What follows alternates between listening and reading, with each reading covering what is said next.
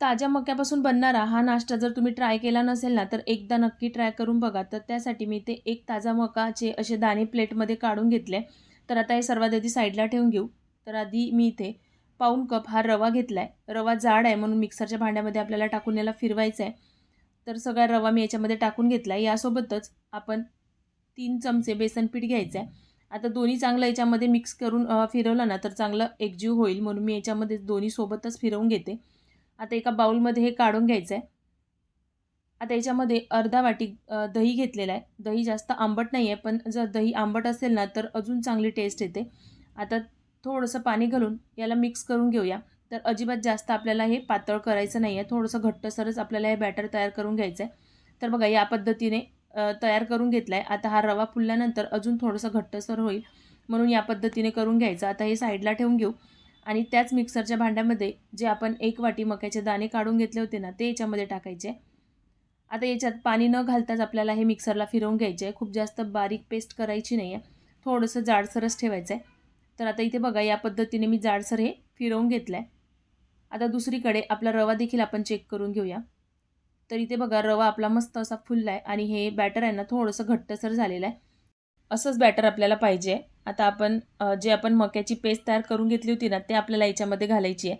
कारण त्याच्यासोबत अजून थोडंसं पाणी घालू म्हणजे ते आपलं बॅटर एकदम परफेक्ट होईल. तर आता सगळी पेस्ट मी याच्यामध्ये घालून घेतली आहे. आता या मिक्सरच्या भांड्यामध्येच थोडंसं पाणी फिरवून टाकायचं आहे. खूप जास्त नाही घेतलं आहे बघा, मी इथे थोडंसंच पाणी घातलेलं आहे. आता परत एकदा याला चांगलं मिक्स करून घ्यायचं आहे.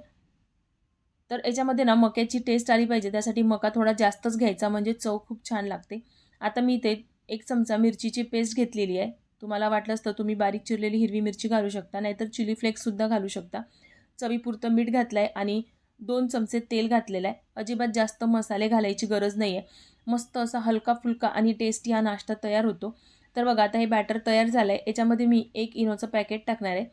जर इनोचं पॅकेट नसेल तर तुम्ही इथे खायचा सोडा टाकला तरीही चालेल. आता दही आपलं जास्त आंबट नव्हतं म्हणून मी इथे अर्धा लिंबाचा रस घेतलेला आहे. आता इनोवरच आपण हा रस पिळला ना तर जो इनो आहे ना तो लगेच ॲक्टिवेट होतो. आता याला एकदा मिक्स करून घ्यायचं आणि लगेचच आपण मिनी इडली पात्रामध्ये मी याच्यामध्ये टाकून घेते. तुम्हाला वाटलं तुम्ही मोठ्या इडल्यासुद्धा बनवू शकता. पण मुलांना ना हे दिसायला पण छान दिसतं आणि खायला देखील चांगलं वाटतं म्हणून मी इथे मिनी इडल्या इथे बनवून घेते. तर मी सगळं हे बॅटर याच्यामध्ये टाकून आता दुसरीकडे पाणीसुद्धा आपलं उकळलं आहे त्याच्यामध्ये आपण हे वाफवायला ठेवून घेऊया. आता उरलेलं बॅटर मी इथे एका प्लेटमध्ये वाफवून घेणार आहे.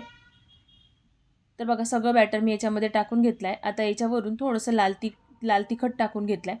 आता याला आपण 10 ते 12 मिनटं वाफवून घेऊया. 10 ते 12 मिनटं झाले, की आता आपण आपली इडली आहेत ना, ते चेक करून घेऊया. तर इडलीचा तुम्ही ते साईज बघू शकता. मिनी इडलीचा साईज बघा किती मस्त असा फुललेला आहे. आता थंड झाल्यानंतर या पद्धतीने साईडने असं काढलं, की हे लगेचच निघतं आणि मस्त अशा जाळीदार आपल्या या इडल्या तयार होतात. तर बघा या पद्धतीने काढायच्या आहे.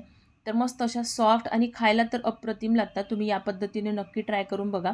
आता या इडल्या आहेत ना, तुम्ही अशाच देखील खाऊ शकता. पण मी याच्यासाठी एक तडका तयार करून घेणार आहे. त्यासाठी पॅनमध्ये 1 चमचा तेल गरम करून त्याच्यामध्ये 1 चमचा मोहरी घातलेली आहे, 1 चमचा तीळ घातली, सोबतच थोडंसं हिंग आणि कढीपत्त्याची पानं घालायची आहे. हलकंसं आपण हे परतून घेऊया. आता हे परतून झालं की आपण जे इडल्या तयार करून घेतल्या होत्या त्या याच्यामध्ये घालायच्या. आता या सगळ्या आपण याच्यासोबत मिक्स करून घ्यायच्या. आता या जर तुम्हाला थोड्याशा जास्त कुरकुरीत करायच्या असेल ना, तर पॅनमध्ये थोडा जास्त वेळ आपण याला कुरकुरीत करून घेऊ शकतो. वरून थोडंसं लाल तिखट घातलेलं आहे.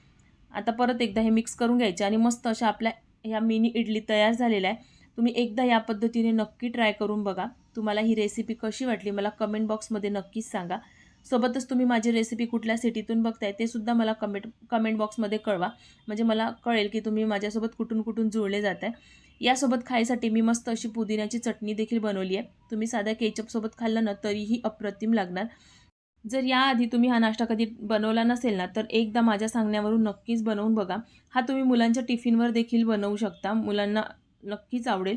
तर बघा, मी तुम्हाला हे तोडून देखील दाखवते. इडली आतून मस्त अशी सॉफ्ट आणि जाळीदार झालेली आहे. चवीला देखील अप्रतिम झाली आहे. व्हिडिओ आवडला असेल ना, तर व्हिडिओला लाईक करा. चला तर मग भेटूया अशाच नवनवीन रेसिपींसोबत.